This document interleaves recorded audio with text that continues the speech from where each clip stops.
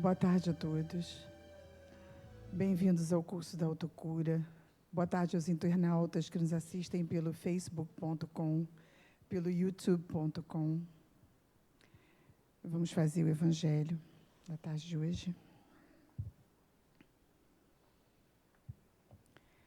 Missão do homem inteligente na terra. Não vos envaideçais do que sabeis, porque esse saber tem limites muito estreitos no mundo em que habitais. Mesmo supondo que sejais uma das sumidades inteligentes desse globo, não tendes nenhum direito de envaidecer-vos. Se Deus, em seus desígnios, vos fez nascer num meio em que pudestes desenvolver a inteligência, é que deseja que a utilizeis para o bem de todos. É uma missão que Ele vos dá, pondo em vossas mãos o instrumento com que podeis desenvolver, por vossa vez, as inteligências retardatárias e conduzi-las a Ele. A natureza do instrumento não indica o uso a que deve prestar-se? A enxada que o jardineiro põe nas mãos do seu ajudante não indica este último deve cavar a terra? Que dirias se esse ajudante, em vez de trabalhar, erguesse a enxada para ferir o seu patrão? Então dirias que é horrível e que ele merece ser expulso. Pois bem, não se dá a mesma coisa com aquele que a serve de sua inteligência para destruir a ideia de Deus e da providência entre seus irmãos. Não levanta contra o seu patrão a enxada que lhe foi dada para desbravar o terreno? Tem ele direito ao salário prometido? Não merece, ao contrário, ser expulso do jardim? Ele o será, não duvideis, e arrastará existências miseráveis e cheias de humilhações, até que se curve diante daquele a quem tudo deve. A inteligência é rica de méritos para o futuro, mas sob a condição de ser bem empregada. Se todos os homens que a possuem dela se servissem de conformidade com a vontade de Deus, a tarefa dos espíritos de fazer progredir a humanidade seria bem mais fácil. Infelizmente, muitos a tornam um instrumento de orgulho e de perdição contra si mesmos. O homem abusa da inteligência, como de todas as outras suas faculdades, e, no entanto, não lhe faltam ensinamentos que o advirtam de que uma mão poderosa pode retirar o que lhe concedeu. Ferdinando, Espírito Protetor. Eu, particularmente, tenho que agradecer a espiritualidade que deixou cair esse tema, porque é dele que eu vou precisar falar na tarde de hoje, na palestra de 6h30. Olha que coincidência. E eu já li tantas vezes que vocês não podem imaginar, porque foi, assim, uma surpresa saber que tem que fazer a palestra hoje. Então, quando a gente tem um maior tempo de preparo, a gente se prepara. Mas, de qualquer maneira, o tema é muito bom para esse momento atual, né, onde está se falando tanto em soberanias, em disputas de lugares, de cargos, de terras. Então, esse é um momento que a gente vê a inteligência sendo usada equivocadamente, né? E se a gente pudesse ter oportunidade de influenciar em algum momento, através de um voto, ou através de uma conversa, ou através de uma prece, que a gente possa fazer, e não emitir energias negativas para aqueles que estão fazendo mau uso da inteligência. E sim, emitir só vibrações positivas, para que eles tenham luz, tenham discernimento, porque estamos todos imbuídos no mesmo fluido vital.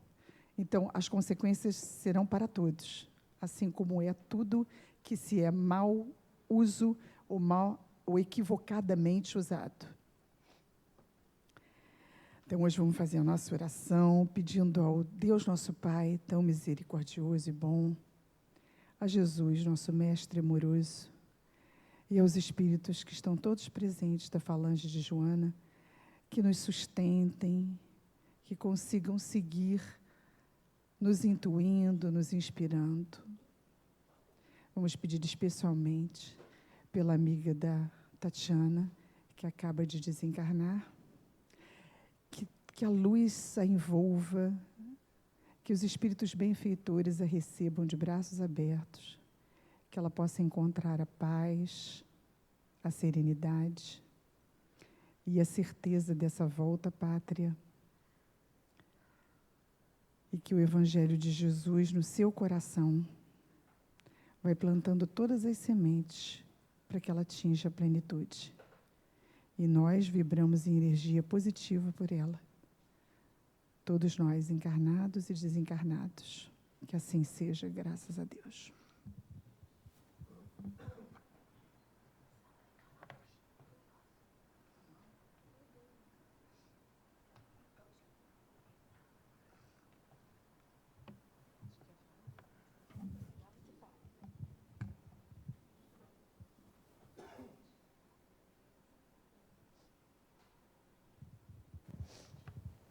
Vamos lá, né? A vida segue. Sem medo. Com dor, mas sem medo. Ai.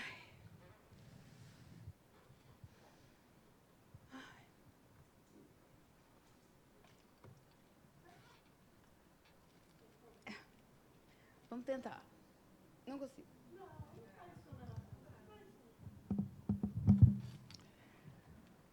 Vamos falar do medo. O que eu sei do medo é de uma experiência própria, de muito medo, de uma vida inteira de medo, de uma infância de medo, de uma adolescência de medo, de uma juventude de menos medo, mais ousadia, mas menos medo. Mas tenho certeza que o medo é uma emoção que transmite um sentimento de paralisação. Porque com medo a gente retarda muito a nossa evolução.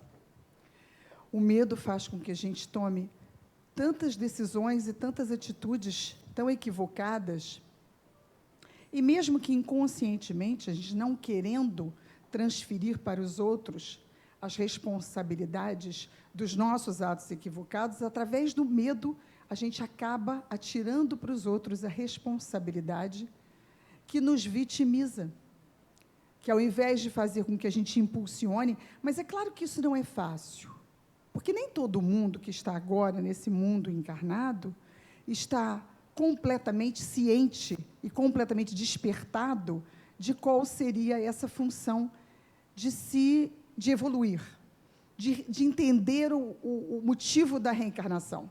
Nem todo mundo nesse momento está pensando filosoficamente, ou psicologicamente, ou moralmente, numa emoção como essa. Por exemplo, o que a gente faz é sentir essa emoção e querer saber, entender por que ela vem. Porque se trata de alguma falha que acontece dentro do nosso próprio íntimo, que às vezes a gente domina e às vezes a gente não domina, porque o medo, se ele for levado ao ápice, ele pode se tornar um pânico, ele pode se tornar um hábito de pânico, e ele pode se transformar num transtorno. Então, para cada um que está pensando sobre isso agora, nós agradecemos a Deus. A gratidão da gente poder ter uma ideia ou uma visão, a oportunidade de ter uma visão sobre cada emoção que passa na nossa vida e entender que nessa experiência carnal em que estamos vivendo, o nosso espírito tem um grau de maturidade. E para esse grau de maturidade, às vezes o medo é mais intenso e às vezes o medo é menos intenso. Mas quando se tem consciência, fica muito mais fácil da gente lidar com o medo.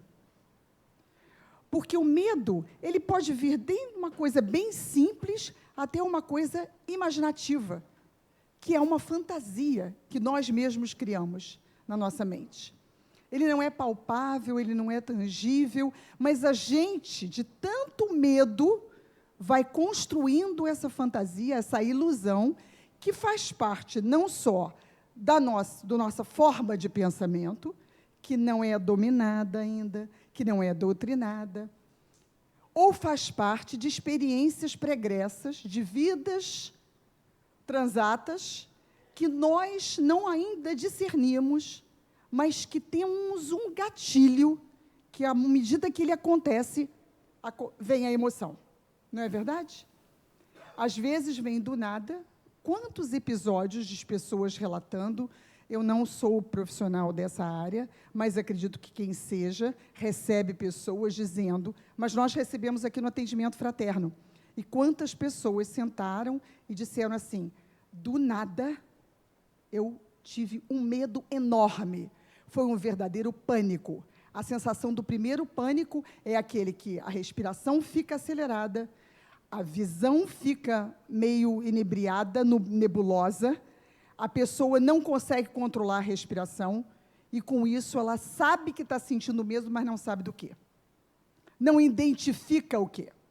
E aí, os profissionais orientam, nós na casa orientamos de uma maneira espiritual para que essa pessoa tenha mais intimidade com a vida espiritual, para que essa pessoa se aproxime dessa vida espiritual, ter consciência, não no convencimento da evangelização, dizendo em momento algum que o medo é normal, que todo mundo sente, e que se ela vier para o tratamento espiritual, ela vai ficar curada. Não, não é isso.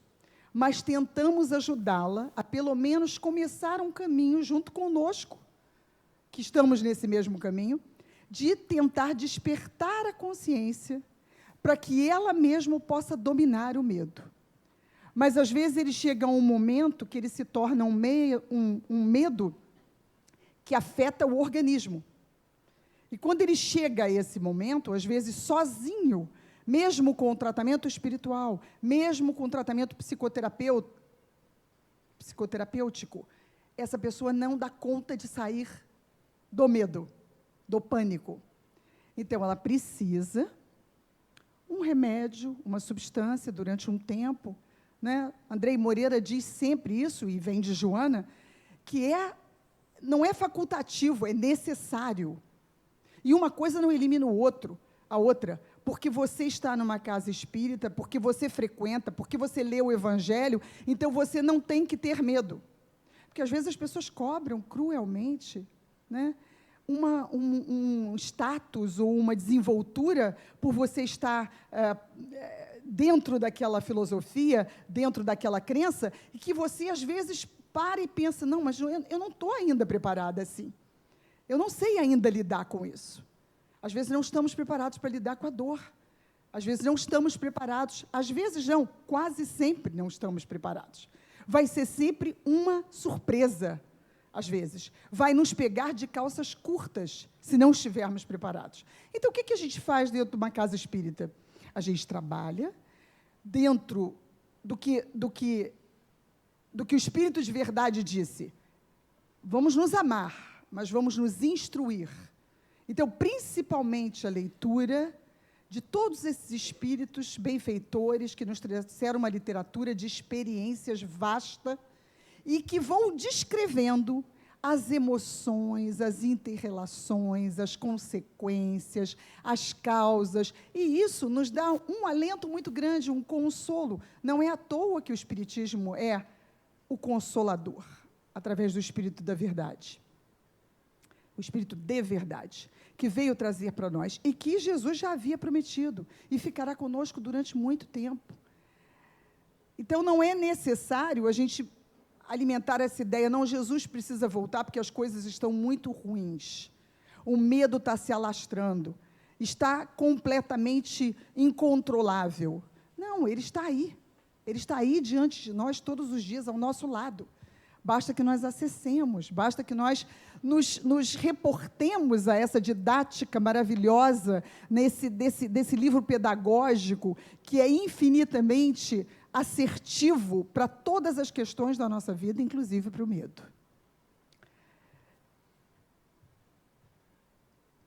Vamos lá. O que é o medo? O medo é um estado emocional que surge em resposta à consciência perante uma situação de eventual perigo. É uma sensação natural e necessária à nossa sobrevivência. Então, ele é necessário, para que a gente tenha limite. Porque, se não houvesse o medo, talvez nós fôssemos ousados demasiadamente e corrêssemos mais riscos, né, do que o que precisaríamos correr. Então, o medo é uma sensação necessária à nossa sobrevivência. Nos mantém alerta quanto às situações de perigo. A questão é o cultivo do pensamento do medo. Medos fantasiosos. Falamos sobre isso. Então, você ter o medo não é uma sensação ruim de todo, porque se ele vai te alertar para um perigo. Agora, a maioria das pessoas, e ontem, quem estava na palestra de ontem, o Dr. Carlos José, oncologista, ele disse que as pessoas têm o tempo inteiro medo de morrer. Então, ainda cultivamos esse medo que, para nós, dentro de tudo que a gente estuda, de tudo que a gente se prepara, com uma certa falta de lógica. Porque se somos espíritos de uma experiência carnal, esse medo tinha que estar afastado. Ele não podia existir mais. Todos vamos atingir o mesmo objetivo, que é a plenitude, angelitude. Nós vamos ter o nosso caminho, e aquele que não conseguir consertar, ou se dar conta, ou despertar a consciência para os equívocos, os erros, o orgulho ainda, o egoísmo, algumas coisas nessa trajetória vão ter que repetir as encarnações para poder aprender novamente uma lição. É como estar na escola e ficar em segunda época. Nossa, segunda época é uma coisa muito... Gente, que horror agora, eu me lembrei de segunda época, não sei porquê. A espiritualidade soprou em segunda época, Glória. Essa espiritualidade é antes dos anos 70. Segunda época, porque depois dos anos 70 já era recuperação, não é isso? Recuperação. Olha aí, nós estamos em recuperação, gente. Nós estamos todos em recuperação. Essa é a melhor encarnação que estamos tendo. Mas para trás, aquilo que a gente não precisa, inclusive para trás, aqui nessa própria existência, que foram as experiências passadas aqui, a gente precisa não conviver com elas mais. A gente precisa se afastar dessas experiências, aqui nessa mesma existência, porque daqui para frente é um marco do conhecimento, é um marco da curiosidade, é um marco que a gente sabe que vai melhorar. Então, para que a gente vai se lembrar do passado? Em cada momento que a gente ouve falar no mundo externo, que a gente também faz parte, e que hoje, em fração de segundos, você tem na sua mão, todas as notícias de todos os lugares diferentes. Nesse mundo externo, você está sempre com medo. Pensa se você não está. Se você for dar margem a isso, esse fantasioso vai crescer num modo incontrolável. Porque você não é apenas essa pessoinha aqui dentro desse bairro, nesse condomínio, nessa casinha. Você não pode ser essa pessoinha. Você é uma pessoona ligada a todas essas relações, as que você vê e as que você não vê. Você está ligado a eles. Então, você tem que ter essa força de dominar mais essa emoção, além de dominar as outras, que seria o excesso de raiva, que seria o ressentimento, que seria a mágoa, que seria o se sentir ofendido. Você também tem mais essa emoção para você dominar. Não é fácil, não. Deus não disse que seria fácil. Jesus não disse que seria fácil. De vez em quando eu fico imaginando o quanto ele deve ter ficado desanimadinho quando ele olhava para aquelas pessoas daquela época, quando ele veio, e ele tentando convencer que era pelo amor e com aquela docilidade, com aquela mansietude, e as pessoas querendo brigar, disputar, as pessoas querendo fazer valer as leis já existentes, mosaicas, que eram as que permeavam e que dirigiam a sociedade, vamos dizer assim, né? A questão da mulher, a questão da criança, porque a mulher e a criança eram muito discriminadas naquela sociedade daquela época. A mulher não podia fazer nada, nem sentar à mesa para comer. A mulher não era considerada. A criança, muito menos a criança, representava uma ameaça para aqueles que estavam envelhecendo, porque elas iam tomar o lugar deles. Foi Jesus que trouxe toda essa mansietude, essa pacificidade e essa bondade e misericórdia para tentar explicar a essas pessoas tronchas, né? Essas pessoas radicais, essas pessoas que estavam ali tentando e espalhando o medo.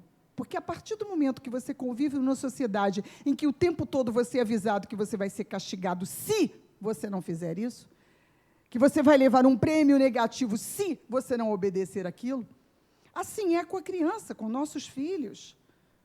Assim é numa sociedade corporativa, onde você tem um patrão que exerce uma uma imposição sobre você, não é? E você não tem voz ativa.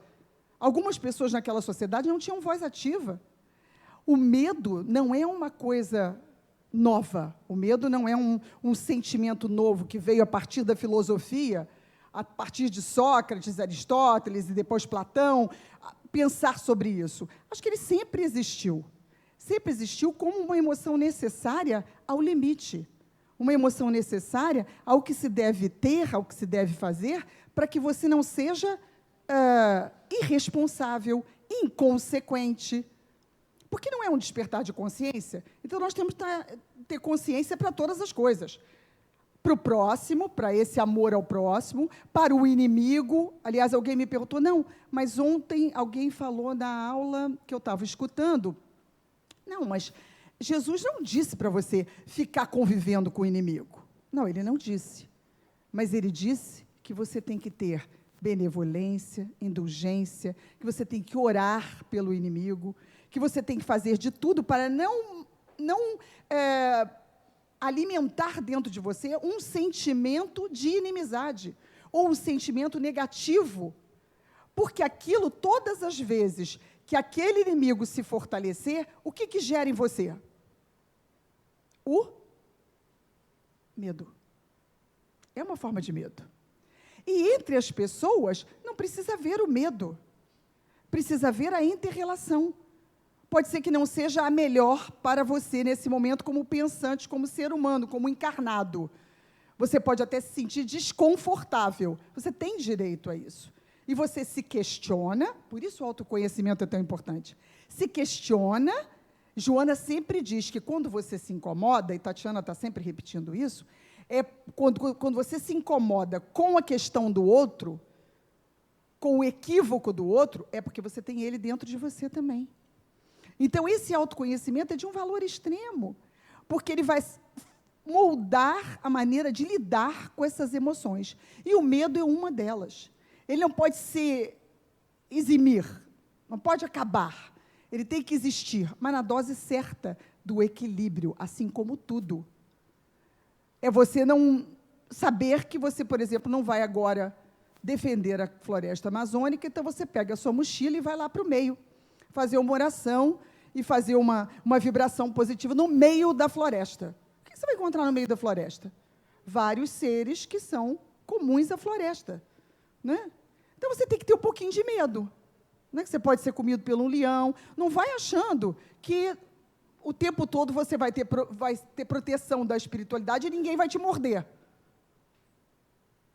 É aí que o medo existe, a necessidade para que você tenha o controle, o domínio, assim como a raiva, que te impulsiona a pensar sobre por que você se incomoda, por que você fica ofendido, e para você moderar naquilo que você pensa e vibrar positivamente, não só para você, como para o outro, porque, como o Dr. Carlos disse ontem, isso fica em você, como é que ele disse uma expressão muito interessante, você toma um veneno desejando que o outro morra.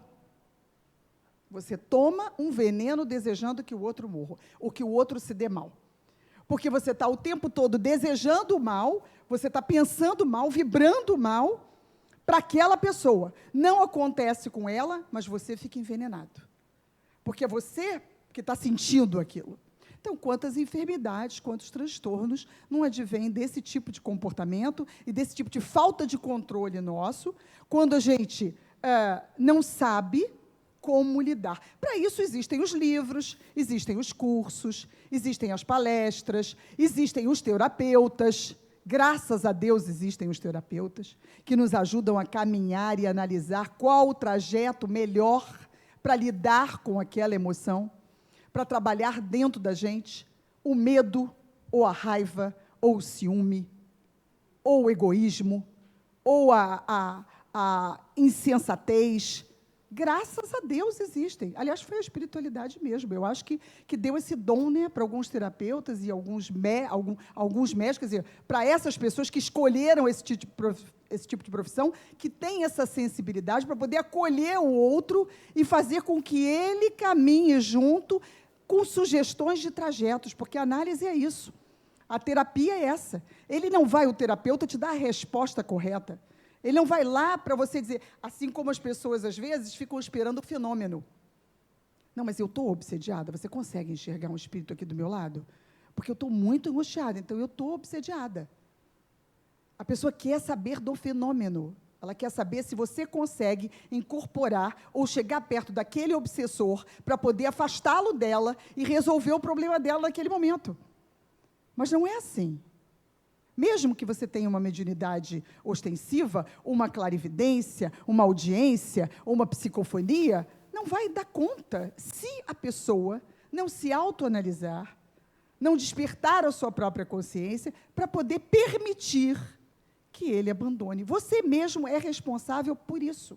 Nós somos responsáveis por cada processo obsessivo, por cada processo que se transformar num transtorno. Nós temos que nos convencer disso, porque isso é fato. Toda a literatura demonstra isso.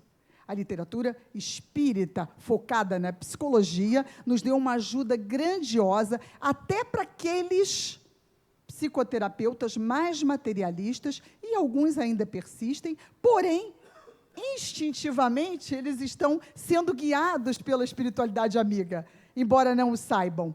A gente tem certeza disso porque a gente está desse lado, né? Não é o lado contra, mas a gente está desse lado da consciência, do conhecimento, porque a gente está estudando, porque a gente está... O que a gente está buscando? A gente está buscando equilíbrio. A gente está buscando entender melhor esse equilíbrio. O equilíbrio entre as emoções que são necessárias. Porque é o nosso corpo espiritual, junto com o nosso corpo mental, um pouquinho mais para fora, aliás, que marca o nosso perispírito, e é esse que nós vamos levar para as próximas encarnações. E quantas teremos? Não sei. Mas nessa transição, onde estamos nós estamos melhor colocados do que já estivemos pregressamente. Então, nessa transição, nós teremos a oportunidade de despertarmos a consciência enquanto a caminho, o que vai ser muito melhor. Mas, Glória, então a gente tem que sair por aí com um cartaz na mão, um carro de som. Venha, vem se evangelizar, gente, é a última chance. Olha, Joana está chamando, hein? Olha aí, Edivaldo, olha aí, Chico, o que falou? Presta atenção, é 2059. Podemos fazer isso? Não podemos. Porque Deus disse que a cada um de acordo com as suas obras e cada um com o seu timing. Deus sabia falar inglês, eu acho. Ele falou timing, com certeza. Cada um no seu timing, cada um com o seu progresso, cada um com a sua evolução, porque é o livre-arbítrio que Ele deu. A partir do momento que você conhece o seu livre-arbítrio, já consegue discernir entre o bem e o mal, qual é a atitude, então? É escolher o bem. É sempre escolher o bem. Mesmo que o bem vá dar uma sensação de que você vai ficar por baixo, mesmo que o bem vá dar uma sensação de que você pode, assim, como quem não quer nada, se sentir humilhadinho, mesmo que o bem, mesmo que, porque eu sinto muito informá-los, mas nós vamos reencarnar. Mesmo quem não quer, não tem jeito. Tem que estar preparado. Tem que estar preparado. Vamos ver, além desses medos fantasiosos, afloram em nossos pensamentos sobre a forma de ansiedade, angústia, fobias, preocupação. Agora que os nossos filhos, aqueles que estão acima de 45, como eu, nossos filhos estão criados, então a gente não tem mais preocupação, não é verdade? Nenhuma. Preocupação nenhuma. O filho vai sair meia-noite de BRT de Madureira. Está preocupada? Não, eu estou preocupada. O filho vai viajar para não sei aonde. Ah, já sei, para o Acre, porque passou num concurso e vai ser indigenista. Eu tenho uma amiga que vai ser, a filha vai ser indigenista, passou para um concurso. Vai para o meio do Amapá. Criada no Barra Mares. Vai para o meio do Amapá. Não é uma missão? Não é uma coisa legal? Não é uma necessidade? É, porque vai aprender e muito. A gente quer... Hoje a gente vê os casais dizendo assim, ontem eu estava com um bebê no colo. A mãe, não, só a Antonella. Mas por quê? Precisa ser mais crianças, mais espíritos precisam encarnar, estão na fila, estão esperando. Não. Escola muito cara, e alimentação muito cara, e depois atividades muito caras. Aí eu fiquei pensando, quando meu pai e minha mãe, quando a minha avó e meu avô tiveram filhos, será que eles pensavam nisso? Não pensavam nessa escola assim, tão sofisticada, né, gente? Com a escola bilíngue. Escola bilíngue. Escola que tem que ter, como é que se diz? Judô, karatê, artes, isso já é arte marcial, línguas, informática, robótica, programação, né? Olha aí a tecnologia.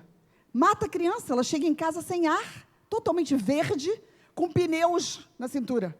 Porque não está fazendo nenhum esporte, não está fazendo nada físico, não está correndo, pulando amarelinha, jogando queimada, não está. Nós somos os responsáveis, não é nossa escolha? É nossa escolha. E quanto que você contava os filhos, nós fomos para a escola pública. A escola pública era ótima. A escola pública era ótima, agora não é. Sim, tudo bem, tem um momento que não vai ser, mas vai melhorar. Vai voltar a ser um dia boa, tanto quanto. Nós temos que lutar para isso, temos que vibrar para isso.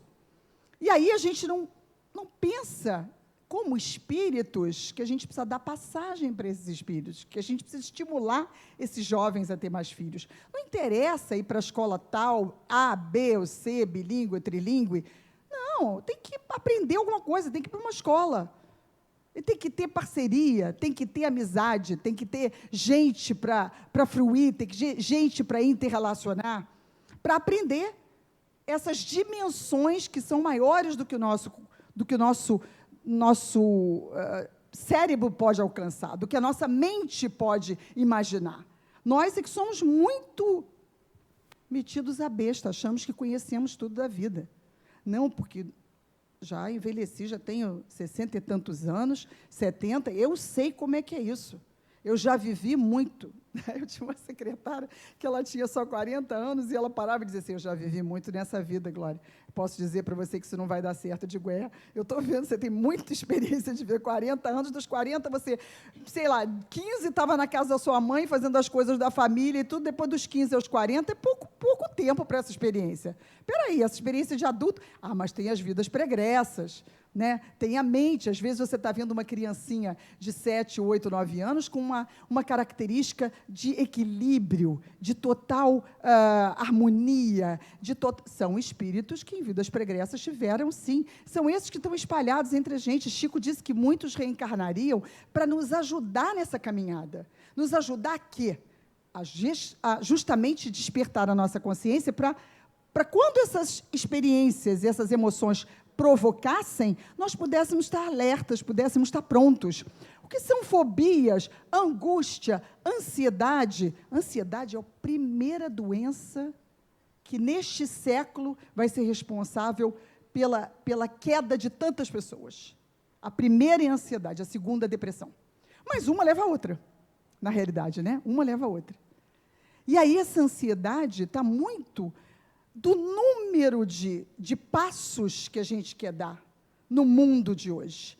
Nesse mundo tão conectado, que é uma faca de dois gumes, você se conecta tanto que você se desconecta internamente. Você está tão conectado, você está tão influenciado por todas essas emoções dos outros, das outras coisas, do mundo externo. Então é melhor ir para o Tibete ficar meditando? Não é melhor ir para o Tibete ficar meditando, porque você está exatamente onde você tem que estar, na família em que você tem que estar, para viver essas experiências e ajudar as outras pessoas a alavancarem a sua própria evolução. Você não teria que estar no Tibete. Aquele que está no Tibete já tinha programado o projeto dele reencarnatório para estar no Tibete. Não adianta porque você sair daqui agora e ir para o Tibete, ou ir para o meio do Amazônia, que é a mesma coisa, não vai ter o mesmo efeito do que aquele monge que foi preparado lá no seu projeto reencarnatório para estar lá. Não vai invalidar o seu trabalho. Você estará fugindo. Não, eu vou. Quantas vezes a gente já disse como mãe, eu vou para bem longe. Eu me lembro que eu tinha uns 10 anos e meu irmão tinha 4. Não, eu tinha mais, tinha 12, meu irmão tinha uns 6 anos. Meu irmão já era espertinho. A minha mãe disse que ia embora de casa, porque ela não aguentava mais a gente levado. A gente era muito levado. Fazia muita traquinagem, muita. Andava de bicicleta, com perna quebrada. Meu irmão jogava futebol 3 vezes, botou o gesso. Subia na chave, rasgava a perna. Coisas assim, que vocês não podem imaginar. E ela um dia desistiu, ela queria desistir, de tanto que ela dava cintada, chinelada, e não sei o quê. Eu já contei aqui que ela uma vez começou a morder, né? Eu cheguei no colégio com uma marca de, vou dizer para as minhas amigas o quê? Que foi o cachorro da minha casa? Não, pode dizer que foi sua mãe, porque não tem mais cinto nem chinelo que você obedeça. E ela disse que ia sumir de casa. E pegou a bolsa e saiu. Mas para dar um susto, né? Tinha combinado com meu pai, provavelmente. Nós sofremos tanto, tanto. E o medo? E o medo? Esse medo, que era um medo real, medo da perda, mas o medo real não é um medo que se justifique. Porque hoje a gente tem menos medo da perda. Hoje a gente não está mais preparado. Digamos assim, do fundo do nosso coração. Eu, que fui uma pessoa super medrosa, eu não ia em nenhum funeral de ninguém. Eu não queria ver uma pessoa morta na minha vida. Eu sonhava com aquilo. Era uma coisa terrível para mim. Eu fui ao primeiro funeral do meu sogro, e alguém do meu lado disse assim, vai olhar como ele está bonito. E eu fui olhar, ele realmente estava bonito. E a partir daquele momento, para mim, a pessoa no funeral não representava aquele medo, aquela coisa horrorosa. Depois eu tinha medo de perder a irmã da minha mãe, que eu chamava de mãe, que era a coisa mais preciosa na minha vida. E quando ela desencarnou, eu estava lá ao lado dela, presente, não era espírita ainda, mas estava com uma força, com um entendimento que eu não sei de onde veio, ou melhor, sei, da espiritualidade que já está me cutucando. Vai lá, presta atenção, enfrenta isso, vê isso. Você vai sentir, claro, chorei, senti a dor naquele momento, mas era o melhor para ela naquele momento. Não tinha sofrido muito, mas era o melhor. Então, a gente sofre com uma perda, a gente chora, mas a gente não pode alimentar esse medo, para que ele continue sendo um fantasma na nossa vida, para causar uma ansiedade. Não vou naquele lugar, não sento naquele lugar mais, onde ela sentou. A minha secretária faleceu há um mês atrás. Eu contei para vocês, né? Ela tinha 74 anos, trabalhava conosco há muitos anos. E era uma pessoa assim, de bem com a vida, com tudo, sempre pronta, sempre disposta, maravilhosa, não tinha nada, só não ia ao médico. Não gostava de médico, quem procura acha, não fazia exame nenhum, parará, e teve o privilégio de, fechou o olho e caiu. A outra secretária não senta na cadeira dela. Mas por quê, Marta? Não vou sentar. Não vou sentar, porque ela pode estar sentada aí. Eu digo, não, ela não está sentada aqui. Ela não tinha nem apego a essa cadeira. Ela gostava da vida, gostava das coisas que ela achava que eram importantes para ela na vida, os filhos, os netos, estar junto, amar, fazia caridade, era amiga das vizinhas, estava sempre pronta. Ela não tem apego nenhum a essa cadeira. Pelo contrário, ela estava trabalhando metade do expediente, porque eu sugeri a ela. Você não está cansadinha? Então, vamos trabalhar de 7 a meio-dia só. Você vem e faz... Porque era importante ela sair de casa, se arrumar e ir trabalhar. E ter uma função, porque é importante a cabeça funcionar. Fazia contas de cabeça. Não usava óculos para perto. Sem nunca ter... Não operou a catarata. Era, assim, um assombro. Era uma pessoa preparada, era um espírito preparado. Para quê? Para aquele trâmite. Mas que medo é esse, fantasioso, que ela colocou, que alguém vai ocupar aquele lugar e não vai sair dali e pode amedrontá-la? E vai sonhar com ela. Ou então ela vai pegar no pé de noite porque eu estou sentado na cadeira dela. Isso a gente é que produz. Assim como nós produzimos as maiores das sensações de ansiedade, de angústia, que podem se tornar fobias.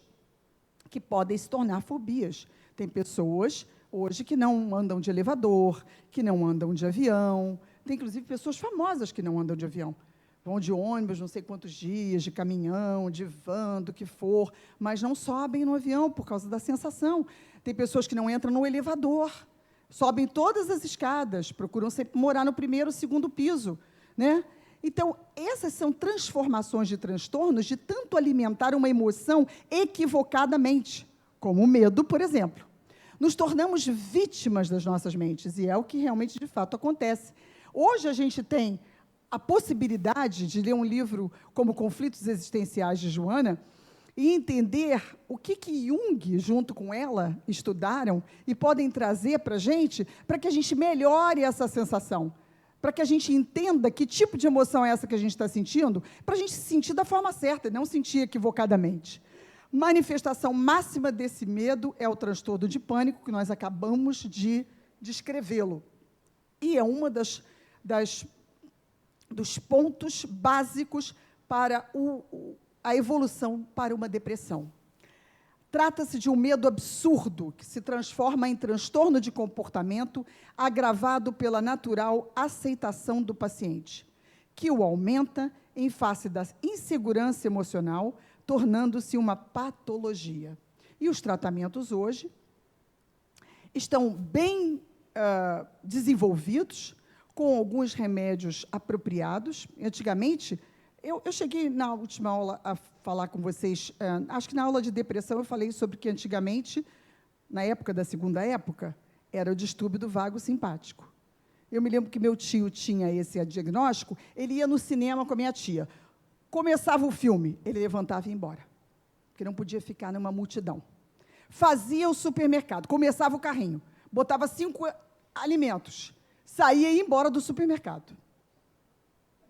E assim, é uma coisa inexplicável, só quando você tem a consciência. E eu contei para vocês da minha experiência, que num Natal eu tinha que trabalhar, só tinha aquele horário para comprar, de manhã eu fui ao supermercado, comprei todas as comidas para o Natal, todas as coisas, ainda comprei uns presentes, comprei umas coisas para levar para o trabalho, para as pessoas, e saí da Barra em 88, eu acho. A Barra ainda não era o que a Barra é hoje, né? Era uma via só. E fui embaixo do viaduto. Quando eu fui para baixo do viaduto com um carro cheio de coisas, que eu ia para o trabalho, deixar as coisas todas, depois levar de volta para casa o que precisava. Começou a vista a ficar completamente turva, eu comecei a ficar com a respiração ofegante, achei que eu ia ter um infarto. Deixa eu ver isso é coração, só pode ser. Dei a volta no viaduto, ao invés de entrar pela estrada do Itanhangá para descer o alto, onde era o meu trabalho, na Tijuca, eu fui parar no primeiro posto de gasolina. Parei o carro, abri a porta, a bolsa caiu com a carteira, com tudo. Naquele tempo não se usava celular. Acho que não, eu não tinha celular. Não tinha celular. Eu desci do carro desesperada. Encontrei um frentista na minha frente, falei assim, moço, eu vou morrer. Então, o senhor, por favor, me acuda. Não, o senhor não vai morrer. Espera aí, eu vou chamar o dono do posto, que ele está ali no escritório, não sei quem. Entrei. Ele me levou até o dono do posto, eu sentei, me trouxe um copo d'água.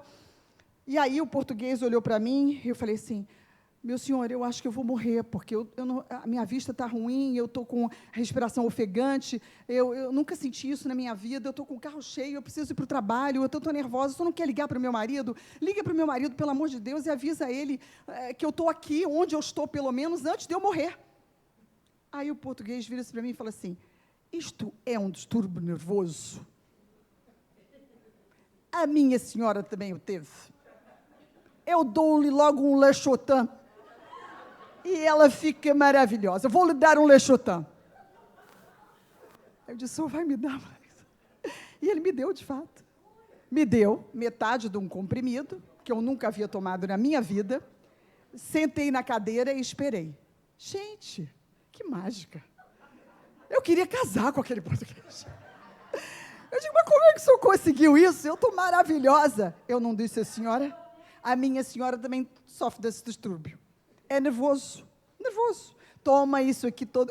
O português dono do posto estava me prescrevendo. Eu tomei aquilo, não fui para o trabalho, voltei para casa, liguei para o meu marido, contei tudo, porque ele não conseguia ligar, eu não sabia o telefone de cor do escritório de Furnas, onde ele trabalhava, não sabia o número, então fui para casa, relaxei um pouco, quando meu marido chegou, contei toda a história para ele, mas dali o desencadear não foi muito bom, porque aí começa alimentando a mente, começa botando a fantasia de que qualquer momento você pode morrer, e se eu tivesse com as crianças no carro? E se amanhã for levar as crianças na escola? Eu levava, minha vizinha pegava. Eu levava às 7 horas da manhã, ia trabalhar. Naquele dia não foi assim. Mas e como é que vai ser? E como é que vai ser no trabalho? E como é que vai ser no seu? E aí, fui buscar ajuda médica, primeiro cardiológica, para ver se havia alguma coisa, não havia. E o meu cunhado, que era o médico nosso da família, me receitou um psicoterapeuta que eu fosse vê-lo e receitou um remédio que durante mais ou menos uns 3 anos eu fiz uso dessa substância. Que realmente houve um desmame, eu me livrei da substância, continuei com a terapia, porque é assim, apaixonante, é uma coisa essencial na vida das pessoas que sofrem desse tipo de coisa, ou que passam por essa experiência, aliado à busca espiritual. Porque só aí, no meio desse acontecer, é que eu fui buscar uma explicação um pouco diferente daquela que eu tinha ouvido das pessoas, que não me satisfez. E assim é com cada um que experimenta esse tipo de emoção, que deve ser de alguma maneira. O Dr. Carlos José Andrade, ontem, disse que a meditação é uma coisa, e Tatiana sempre insiste, e Joana também, é imprescindível para a qualidade de vida hoje de qualquer profissional que lide com o sofrimento. Então, veja bem, quantas pessoas lidam com o sofrimento das outras que são, a priori, não conhecidas? Porque quando você entra num consultório do terapeuta, você não conhece ele. Quando você vai a um médico, você não conhece ele. Não é verdade? Quando você vem ao atendimento fraterno, você não conhece a pessoa. Quando você vem assistir uma palestra, você não conhece a pessoa. Você pode já ter visto ela falar, pode ter ouvido ela falar, mas você não conhece. Então, essa experiência de você querer descobrir pelo que você está passando, se aquilo é necessário, se faz parte, se tem algum gatilho que acontece aquilo, ou se é uma experiência transata, você traz esse trauma de vidas anteriores e você acionou um gatilho nessa vida que reviu como era esse processo, só com ajuda profissional, terapêutica, mas ajuda espiritual, porque a nossa essência é espiritual. Então, a gente vai encontrar mais respostas, não digo que nós dispensaremos o médico ou o terapeuta, mas, conjuntamente, nós entenderemos melhor qual é esse processo que nos faz ficar com uma tristeza mais de 15 dias. Porque quem está triste há mais de 15 dias está deprimido. É preciso reconhecer que é uma patologia. Que não se pode sentir uma raiva durante mais do que algumas horas, ou mais do que 24 horas, a ponto de você ter uma negação de ver aquela pessoa, de passar por aquela experiência. Não se pode. É uma patologia. Precisamos estar alerta, não só para nós, para os nossos familiares, mas para os nossos amigos, para os nossos vizinhos, para as pessoas com quem nós lidamos todos os dias das nossas vidas, no trabalho, que a gente possa não evangelizar, não convencer de uma religião, mas apontar. Você já procurou? Você já foi? Você já experimentou? Vamos fazer uma meditação? Existe uma síndrome muito moderna, vocês já devem ter ouvido falar, que é essa síndrome do burnout. A síndrome do burnout é a pressão no trabalho. Eu estou contando isso porque a moça que trabalha comigo, ela teve que trabalhou comigo, não trabalha mais, mas ela teve um diagnóstico de um psiquiatra como síndrome de burnout. E eu fiquei muito surpresa. Achei que o diagnóstico dele, pedi até que ela procurasse uma outra pessoa que fizesse um novo diagnóstico, porque, para mim, era síndrome do pânico, porque várias vezes ela chegou em casa, nesse mesmo estado em que eu me encontrei, e o que eu fiz com ela foi um exercício de deitar no chão, de depois sentar, de respirar. Respiração, não exatamente meditação, porque eu não sabia como lidar com isso naquela época, mas meditação seria isso, tentar afastar os pensamentos e concentrar a respiração. O doutor José disse ontem que ele esteve no Canadá e que eles estavam com uma estatística de profissionais de oncologia abandonando suas profissões por síndrome de burnout, porque não aguentavam mais lidar com a dor, com o sofrimento. E, de fato, é acreditável. Né? É acreditável, é o que sucede. Se para nós que estamos aqui, numa experiência menor, que não temos que lidar com essa dor específica do outro, às vezes um familiar, às vezes nós mesmos, né, temos esse tipo de problema e não sabemos como lidar com ele a princípio. Depois, vamos procurando os caminhos. Existem hoje profissionais, por isso o Dr. Carlos enfatizou tanto a meditação. A meditação está assim, em vários trabalhos científicos. Vários como não é um aliado, não, é assim, primordial, essencial para o tratamento, não só de quem cuida, como quem é cuidado e dos familiares de quem está sendo cuidado.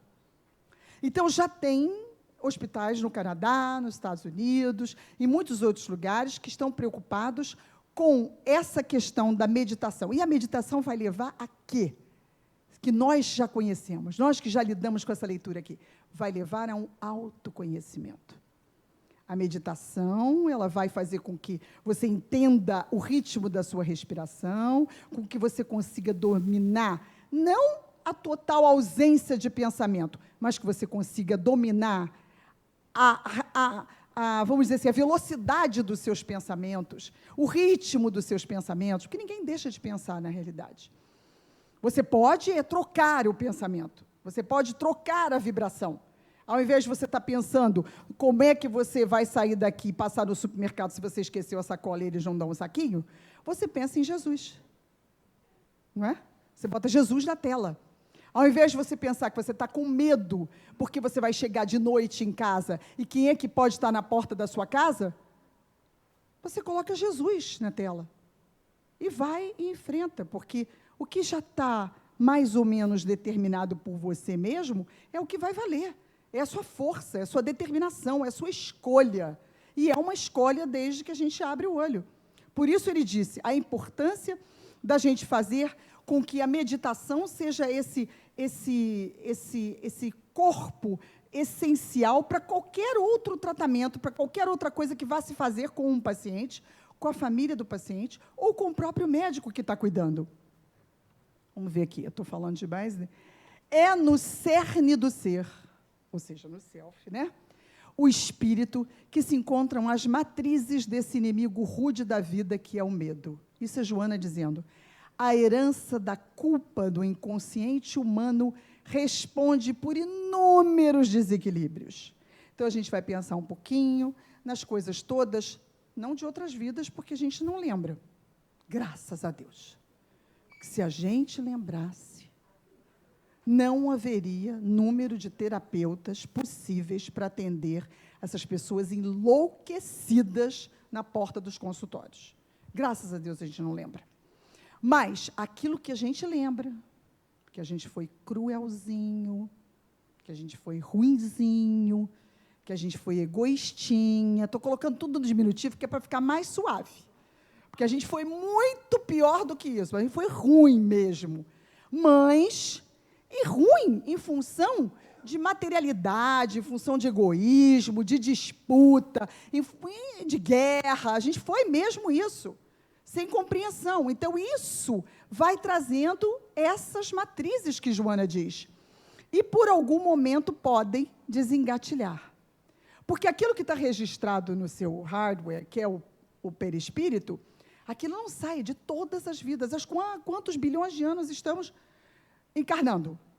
Imaginem vocês. Imaginem vocês. E alguns daqueles espíritos, por exemplo, que estão dando instruções no Evangelho, que tiveram vidas normais e até vidas com equívocos, com erros, com maldades, e que depois tiveram seu despertar da consciência, como eles trazem para nós esse conselho amável, esse conselho amoroso. É Santo Agostinho falando, é São Luís falando, é Ferdinando o Protetor, que estava hoje na leitura, falando da insensatez, do uso equivocado da inteligência. São pessoas que erraram, que sofreram as consequências desse erro e que tiveram a sua consciência despertar. Então, olha que bom. A gente não precisa falar nessas coisas negativamente, ou achando que não tem jeito. Não, vamos colocar um tule rosa, ao invés de um tule negro. Um tule rosa. Há uma solução, há uma escolha que podemos fazer a partir de agora.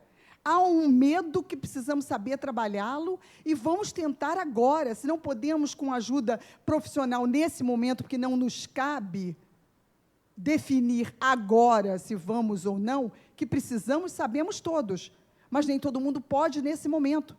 Mas vamos abrir mão de alguma coisa que nos está sendo supérflua para que a gente tenha uma ajuda.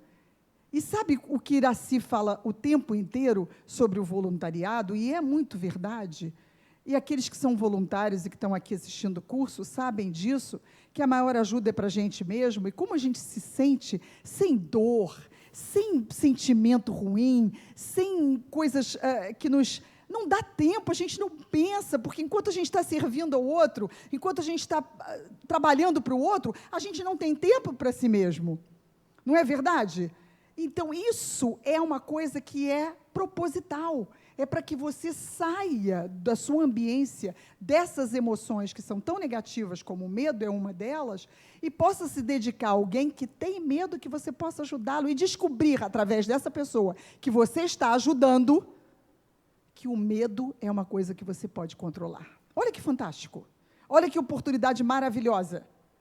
Vamos trabalhar com essas crianças, com esses jovens, vamos trabalhar no educandário, vamos falar com essas crianças que estão com medo, essas crianças que estão com medo de ser usadas, essas crianças que estão com medo de ficar sozinhas, de ficar na rua, essas crianças que não estão com medo de ficar em casa, porque em casa também não é bom, porque tem a violência em casa, porque tem o equívoco em casa, porque tem a falta de ar, a falta de condições, a falta de comida, existe tanta falta, de carência de tantas coisas. E nós que somos tão privilegiados, que temos um pouco mais, se a gente se aparta disso e se dedica a esse, a gente não vai ter tempo para pensar. Vai ser só felicidade. Só felicidade. Aí você vai colher. Não que isso seja, glória, então eu vou para o reino dos céus? Não, não vai. Vai diretamente. Não vai, tipo, pegar aquele... Como é que chama aquele negócio? Hein? O trem-bala? Não, é aquele aerobus. Você não vai pegar o aerobus rápido para encontrar com o André Luiz lá. Está trabalhando no ministério do... Que ministério que ele trabalha? Me esqueci. O ministério de alguma coisa. Não vai, né? Tem aí um percurso ainda, tem uma transição, ou até você vai, depende de cada espírito, de cada graduação, eu não posso dizer agora, mas eu prometo que assim que desencarnar, se eu encontrar, eu volto para dizer para vocês. Volto aqui numa aulinha. Não? Poxa, eu poderia aparecer na tela para vocês, via WhatsApp, oi, galera, estou aqui no Aerobus. Joana continua, os erros e crimes praticados durante a fase inicial da conquista da razão e do discernimento, em face do despertar da consciência, resumam dos arquivos profundos do self e reaparecem na personalidade com imposição constrangedora. Por que constrangedora? Porque, na realidade, apresenta uma dificuldade enorme para quem sente. Apresenta um sofrimento para quem sente. É uma dor, não deixa de ser uma dor. Pode não ser uma dor física, mas é uma dor da alma. Talvez, como Hamed tem um livro, As Dores da Alma, e são essas as mesmas ideias de Joana e de Hamed, quando eles querem representar o que são essa imposição constrangedora, desse gatilho que aciona, e a gente entende como se fosse uma coisa... sozinha, apareceu do nada. Não, nunca apareceu do nada. Nada aparece do nada. Tem sempre uma justificativa, tem sempre uma razão, tem sempre um movimento que a gente fez e foi responsável e continua fazendo esse movimento e continua se responsabilizando por cada uma das nossas atitudes e por cada uma das nossas escolhas. Então, vamos encarar...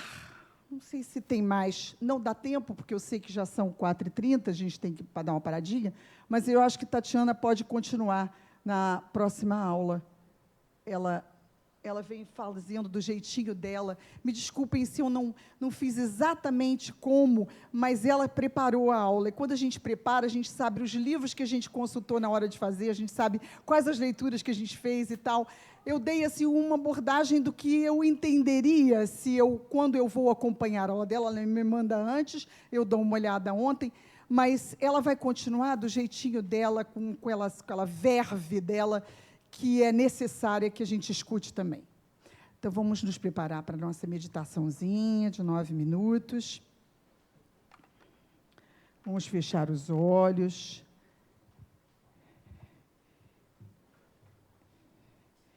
E vamos começar a nossa respiração bem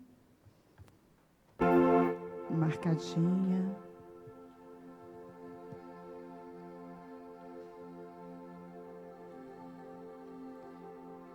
Vamos inspirar. Deus em mim. E vamos expirar. Eu em Deus.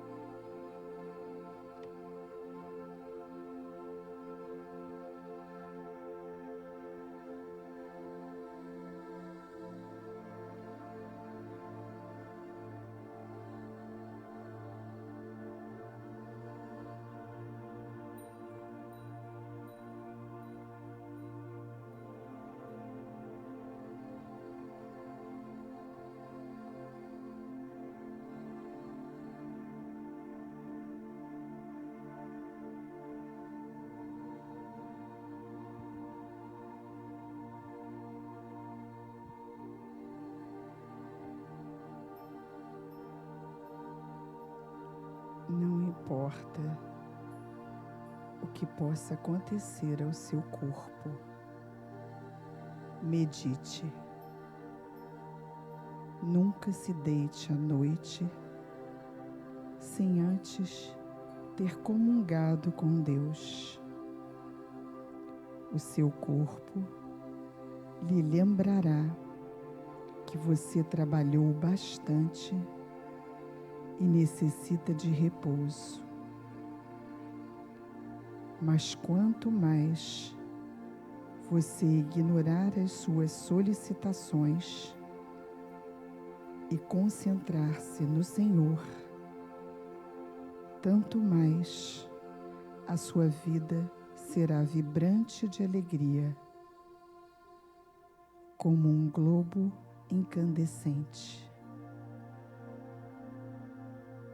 Então, saberá que você não é o corpo.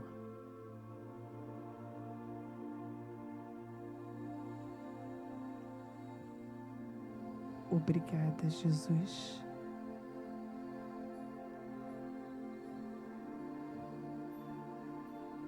Por me ensinar a me entender espírito.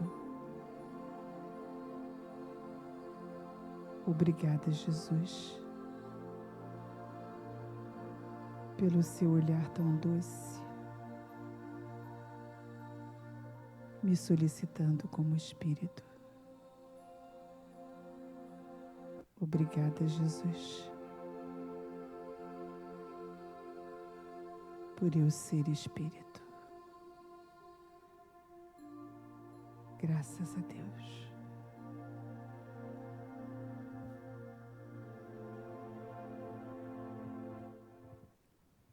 Vamos abrindo os olhos devagarinho.